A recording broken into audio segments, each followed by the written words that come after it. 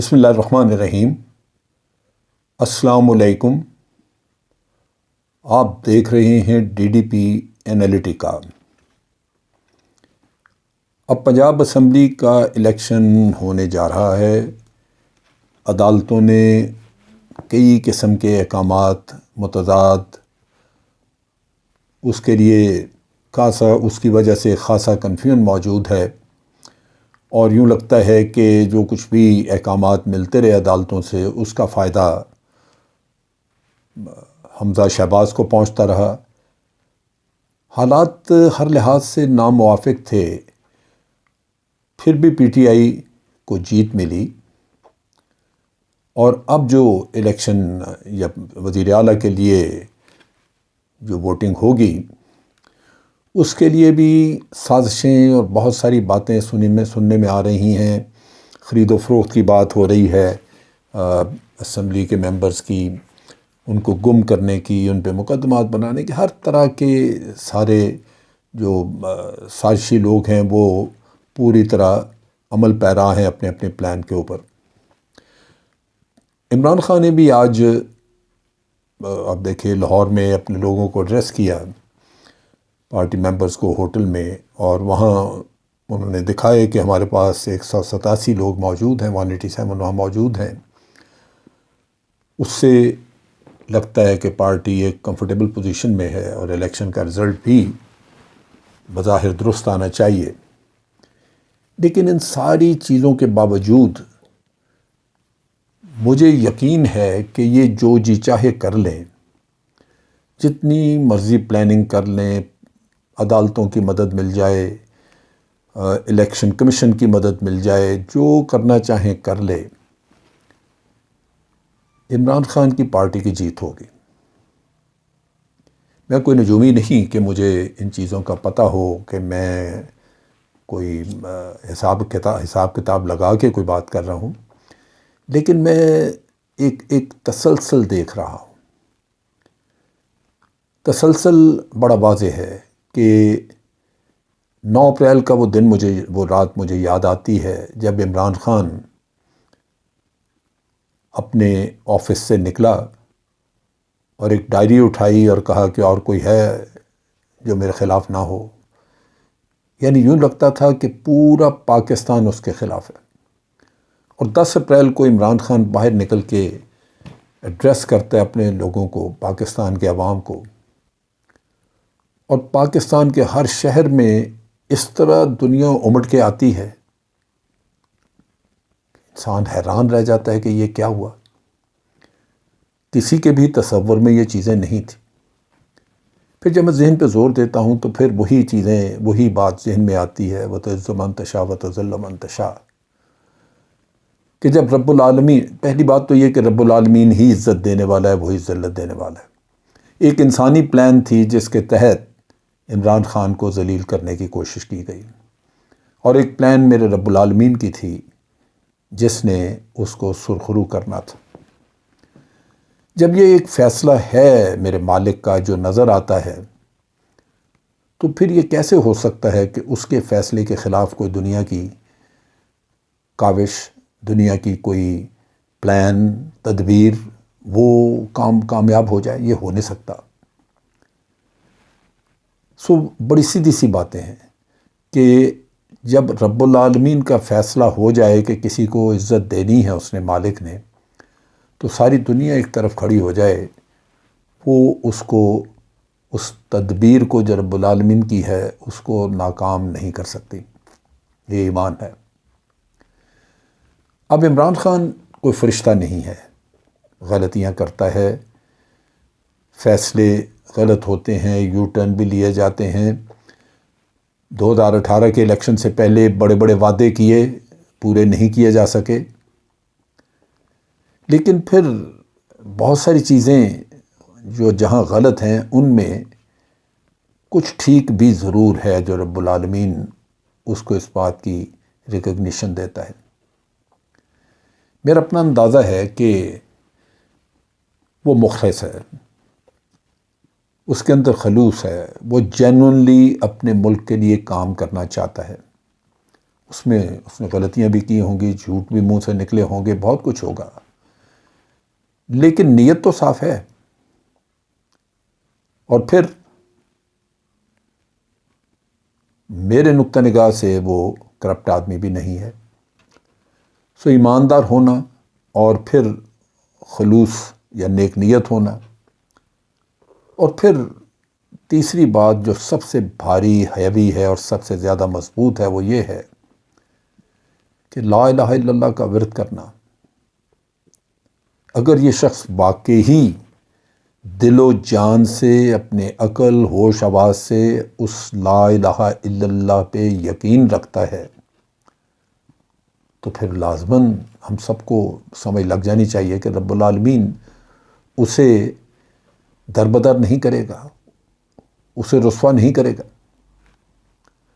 سو یہاں آ کے بہت ساری سوچیں آتی ہیں، اور میں پھر ایک جائزہ لیتا ہوں کہ اس سارے وقت میں جو پچھلے 3-4 سال گزرے، کیا کیا کچھ ہوا اس کو گرانے کے لیے، اس کو تنہا کرنے کے لیے، اس کے اوپر الزام تراشیاں کرنے کے لیے، لیکن جو جو لوگ کرتے رہے ان کے ساتھ کیا ہوا پتہ نہیں۔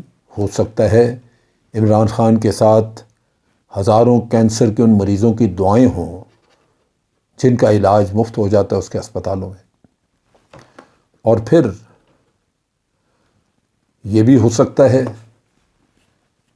کہ رب العالمین نے اس کو موقع دیا ہو، ایک آزمائش، کہ اس کو ایک موقع دیں اور دیکھتے ہیں کہ انسان کس طرح اس آزمائش میں پورا اترتا ہے۔ بہر صورت میں اس سارے قصے کو ایک معجزے کی شکل سے دیکھتا ہوں، اور میں سمجھتا ہوں کہ اس میں بہت سارے سبق ہیں، سیاستدانوں کے لیے بھی، عام انسان کے لیے بھی۔ آپ دیکھیے کہ شروع دنوں میں ہی اس کو مشکلات کا سامنا ہوا۔ یہ ساری چیزیں، یہ باتیں سمجھنے سے پہلے ہمیں یہ ذہن میں رکھ لینا چاہیے کہ عمران خان کوئی روایتی سیاستدان نہیں ہے۔ یہ ہیرا پھیری، جوڑ توڑ، اس طرح کے جو سیاسی حربے ہوتے ہیں وہ نہیں جانتا۔ یہ سادہ آدمی ہے، اور بہت دفعہ جو دل میں آیا منہ سے کہہ دیا۔ وہ مکاری بھی اس میں نہیں ہے کہ جس سے یوں لگے کہ یہ کسی کو چکر دینا چاہتا ہے۔ سو اس لحاظ سے ایک صاف دل آدمی ہے، لہٰذا بہت ساری باتیں جو شاید کسی وقت پہ مخفی رہنی چاہیے، راز کی شکل میں ہونی چاہیے، وہ منہ سے نکال دیتا ہے اپنے دوست احباب میں یا اپنے لوگوں میں بیٹھے ہوئے، اور وہ پھر اس کا فائدہ بھی اٹھاتے ہیں ناجائز۔ آپ دیکھیں کہ شروع دنوں میں ہی جاوید ہاشمی نے اس کو عین میدان میں بٹھا کے وہاں دغا دیا، اور آپ کو یاد ہوگا کہ اس وقت دھرنے کا عالم تھا۔ لیکن جاوید ہاشمی کے ساتھ کیا ہوا؟ اس کا خیال تھا کہ اس کو چھوڑ کے پی ایم ایل این اسے لے لے گی واپس، وہ نہیں لیا انہوں نے۔ اس نے پی ایم ایل این کے ساتھ وفاداری جتانے کے لیے بڑی بڑی فضولیات بولیں، ویڈیوز ریکارڈ کر کر کے افواج پاکستان کے خلاف اتنا کچھ بکواس کی، اتنے فضولیات بولیں، لیکن پی ایم ایل این اس پہ قطعاً مائل نہ ہوئی۔ حالانکہ اس وقت پہ نواز شریف اور دوسرے لوگ بھی پی ایم ایل این کے، مریم وغیرہ، یہ فوج پاکستان کے لوگوں کے نام لے لے کے، لیڈرز کے نام لے لے کے ان کے خلاف باتیں کرتے تھے، لیکن اس آدمی کی باتوں سے کسی کا دل نہیں پسیجا۔ حامد خان جو کہ عمران خان کے اپنے ہی خاندان کا آدمی ہے، اس نے سمجھا کہ شاید اس کے بغیر اس کے قانونی معاملات نہیں چل سکیں گے، لیکن آج حامد خان جو ہے وہ بھی کسی پارٹی کا حصہ نہیں ہے، اور پی ٹی آئی اس کو کوئی پذیرائی نہیں دے رہی، لینے کے لیے بھی شاید تیار نہیں۔ عائشہ گلالئی نے الزامات لگائے، عائشہ گلالئی نے اس کے بعد الیکشن لڑا، اور اس الیکشن میں اس کو غالباً 1 یا 2 ووٹ پڑے، اور وہ بھی غالباً اس کے اپنے گھر کے ووٹ تھے۔ آپ سوچئے کہ عائشہ گلالئی ایک بالکل گمنام خاتون ہو کے رہ گئی۔ عامر لیاقت نے بھی بار بار دغا دینے کی کوشش کی، اب دنیا میں نہیں رہا، انسان کیا کہے، لیکن آپ دیکھ لیجئے کہ اس کا بھی کوئی حال نہیں تھا کہ اس کو بھی کوئی اور پارٹی لینے کو تیار نہیں تھی۔ پھر اس کی پارٹی کے لوٹے، میں نے شروع دنوں میں جب یہ عمران خان کو وزارت عظمیٰ سے جب نو کانفیڈنس کر کے لوٹوں کی مدد سے نکالا گیا، تو میں نے اس زمانے میں اسی وقت کہا تھا کہ جو لوگ عمران خان کو دھوکہ دیں گے وہ خود عبرت کا نشان بن جائیں گے، اور قدرت نے دکھایا کہ آج جتنے لوٹے ہیں ان کو دنیا گالی گلوچ کر رہی ہے، ان کے خلاف احتجاج ہو رہے ہیں، ان کے گھروں کا گھیراؤ ہو رہا ہے، اور لوگ کہتے ہیں کہ یہ ہاتھ آ جائیں تو ان کو چھوڑنا نہیں ہم نے۔ اور اس الیکشن میں جو ضمنی الیکشن تھا پنجاب کا، اس میں آپ نے دیکھا کہ لوٹوں کا کیا حشر ہوا، اور آج پی ایم ایل این جس نے ان سے ٹکٹوں کے وعدے کیے ان کو لے کے آئے، وہ رو رہے ہیں کہ ہم نے لوٹوں کو ٹکٹ کیوں دی، اگر لوٹوں کو ٹکٹ نہ دیتے تو ہم شاید الیکشن جیتتے۔ یعنی یہ ایک فیلنگ آ رہی ہے، اس کی وجہ کہ انہوں نے دیکھا کہ لوٹوں کو کتنا ذلیل کیا جا رہا ہے پبلک میں، پبلک ان کو منہ نہیں دیکھنا چاہتی۔ سو یہ بھی عجیب قصہ ہے، کیونکہ آج تک لوٹے سرخرو رہے، انہوں نے عوام کے ووٹوں پہ اپنے مال بنائے، اپنی وفاداریاں بدلیں، اپنے ضمیر بیچے، جو جی چاہ کیا، لیکن عمران خان کے ساتھ یہ ہاتھ نہیں کر سکے، کیونکہ یہاں عوام جاگ چکی تھی، عمران خان کی آواز کے اوپر عوام جاگ چکی تھی، اور اس کا ریئیکشن اتنا فروشس تھا، اتنا سخت تھا کہ لوٹے چھپتے پھر رہے ہیں۔ ریحام خان نے کتاب لکھی، عمران خان نے تو اس کا کوئی جواب نہیں دیا، لیکن آج ریحام خان کہاں ہے؟ اور پھر جن لوگوں نے پیسہ دے کے کتاب لکھوائی تھی اس سے، آج وہ بھی اس سے بات کرنے کو تیار نہیں۔ تو دوسرے لفظوں میں ریحام خان بھی ایک عبرت کا نشان بن چکی ہے اپنی اس کرتوت کی وجہ سے۔ بہت سارے لوگ کہتے رہے کہ عمران خان جو ہے اس کو سلیکٹرز لے کے آئے ہیں، یہ ہے وہ ہے۔ آج تو کوئی سلیکٹر پاس نہیں تھا، کہا جاتا رہا کہ ایجنسیز اس کے جلسے کرواتی ہیں، وہ لوگوں کو لے کے آتی ہیں۔ 10 تاریخ کے بعد جتنے بھی جلسے ہوئے، کیا ایجنسیز لوگوں کو لے کے آئی؟ اور پھر آپ نے دیکھا کہ سلیکٹرز کے بغیر ہی الیکشن بھی جیتا۔ اب یہ جو صورتحال ہے یہ بڑی غیر معمولی ہے۔ پھر آپ دیکھیے کہ علیم خان، اس نے بڑا احسان جتایا جب اس نے پارٹی چھوڑی یا پارٹی سے بغاوت کی، تو اس نے کہا میں نے پارٹی کے لیے یہ کیا وہ کیا، پیسہ لگایا۔ اس نے یہ نہیں سوچا کہ یہ پیسہ لگایا، جو کچھ کیا، در حقیقت اس نے اپنی بڑائی کے لیے کیا، اس کو عمران خان کا نام مل گیا جو اس کے ساتھ لگ گیا۔ لیکن جیسے ہی اس نے عمران خان کا نام اپنے ساتھ سے ہٹایا، پیسہ تو پھر بھی تھا اس کے پاس، پیسہ وہ پھر بھی لگاتا رہا، لیکن اس الیکشن میں اس کے کینڈیڈیٹ نہ جیت سکے، یہاں تک کہ وہ خود گمنام ہو کے رہ گیا۔ یہی حال جہانگیر ترین کا ہوا، بیک سٹیپنگ کی اپنے لیڈر کو، اس کے دور حکومت میں بیٹھ کے چینی چوری اور چینی کا دھندا کیا، پیسہ کمایا، لیکن لوگ کہتے تھے یہ اے ٹی ایم ہے۔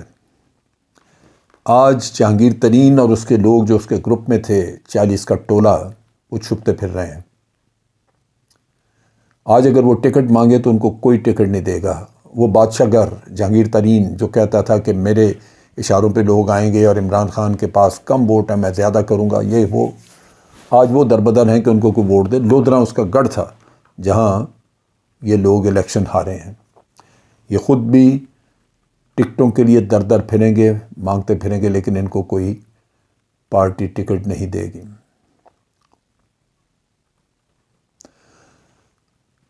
یہ بھی کہا جاتا رہا کہ اگر اسٹیبلشمنٹ اس کے پیچھے سے ہاتھ ہٹا لے تو پھر عمران خان کہیں کا نہیں رہے گا، میدان چھوڑ کے لندن بھاگ جائے گا۔ اس نے میدان نہیں چھوڑا، لندن نہیں بھاگا، اسٹیبلشمنٹ نے ہاتھ کھینچ لیا، وہ یہیں ہے، لیکن اس کے پیچھے اللہ کا ہاتھ ہے، اس کے پیچھے پاکستان کے عوام ہیں۔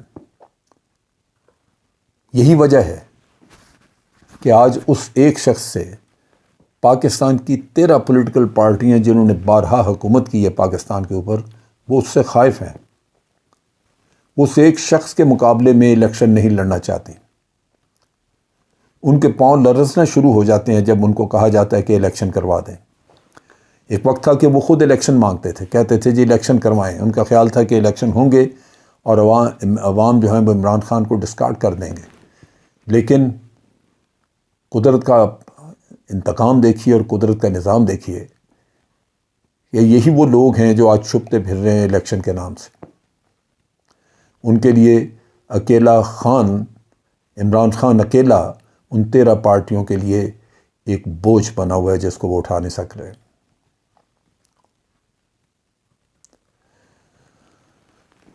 سو بات یہ ہے کہ آپ دیکھیے اس کے جلسوں میں، جہاں کہیں لوئر دیس سے لے کے کراچی تک جمع غفیر اس کے جلسوں میں آتے رہے ہیں، کوئی بھی جا کے ایجنسی ہو کوئی ہو وہ لوگوں کو اس طرح باہر نہیں نکال سکتی۔ میں نے عورتوں کو روتے دیکھا، میں نے لوگوں کو آرگو کرتے دیکھا، میں نے اگلے دن ایک آدمی کو کہتے سنا کہ میں قریب المرگ ہوں، مجھے بیماری ایک ہے جس کا ڈاکٹرز نے کہا ہے کہ وہ کبھی بھی تمہاری ڈیتھ ہو سکتی ہے۔ تو اس نے کہا کہ میں دعا مانگتا رہوں کہ مجھے قدرت اتنا موقع دے دے کہ یہ ووٹ امانت جو میں سمجھتا ہوں عمران خان کی ہے میں اس کو دے سکوں۔ یہ میں نے خود اس پہ ویڈیو کلپ دیکھی ہے، کوئی اینکر اس کا انٹرویو لے رہا تھا، پوچھ رہا تھا اس سے۔ سو لوگوں کو جو ایموشنل اٹیچمنٹ، جو ایک جنونی تعلق پیدا ہوا فوری طور پہ، باوجود ایک بیانیے کے جو اپوزیشن اس وقت کی جو آج حکومت میں کہتی رہی کہ یہ نالائق ہے، یہ نکما ہے، اس نے جھوٹ بولے ہیں، اس نے اکانومی تباہ کر دی ہے، اس نے مہنگائی کر دی ہے، ہر طرح کے جھوٹ انہوں نے اس پہ لگائے۔ تو پھر وہ اللہ ہے جو لوگوں کے دل میں ڈال دیتا ہے کہ آپ کو جنون کی حد تک لگاؤ ہونا چاہیے اس سے۔ سو آج وہ عوام خود بخود اس کی آواز پہ لبیک کہہ رہے ہیں اور چلے آ رہے ہیں۔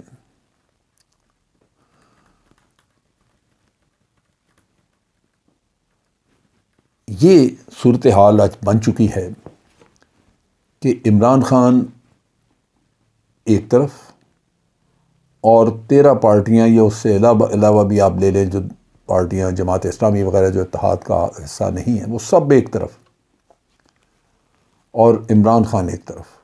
یعنی دوسرے لفظوں میں آج وہ اتنی بڑی سیاسی قوت بن چکا ہے کہ پاکستان کے اندر کوئی بھی اس کے مقابلے کا نہیں۔ ہاں البتہ الیکشن کمیشن کو ساتھ ملا کے یہ پارٹیاں کوشش کر رہی ہیں کہ شاید ان کو کچھ ہاتھ آ جائے۔ اس ساری گفتگو کا حاصل یہ ہے کہ ایک تدبیر میرے مالک کی اور ایک تدبیر دنیا کی۔ دشمن جتنا بھی برا چاہے، جیسی بھی تدبیریں کریں، اگر رب العالمین آپ کے ساتھ ہے تو وہ تدبیریں دشمن کی یوں ہوا میں اڑ کے رہ جاتی ہیں۔ حقیقتاً جس کے معاملات، جس کے معمولات، جس کی خواہشات اور جس کے کام رب العالمین اس کے لیے آسان کر دے اور وہی چلا رہا ہو، ان کاموں کو انجام تک وہی رب العالمین پہنچا رہا ہو، تو کوئی دوسری طاقت ایسی نہیں جو اس کو روک سکے۔ یہ ایک سبق ہے، یہ کہانی ہے ہم سب کے لیے، اور اس کے ساتھ ساتھ یہ بھی ضروری ہے کہ اگر ہمارے ملک کے سیاستدان یہ بات سمجھ جائیں تو پھر انتشار کی سیاست ختم ہو جائے، اور یہ جو ملک میں انتشار اور گند مچایا ہوا ہے جو پاکستان کو تباہی کے راستے پہ لے جا رہا ہے، شاید ان کی ایمان کی تازگی کی وجہ سے اگر وہ ہو آ جائے ان کے اندر وہ ایمان، تو معاملات سدھر بھی جائیں۔ آج کے لیے اتنا ہی۔ افواج پاکستان زندہ باد، پاکستان پائندہ باد۔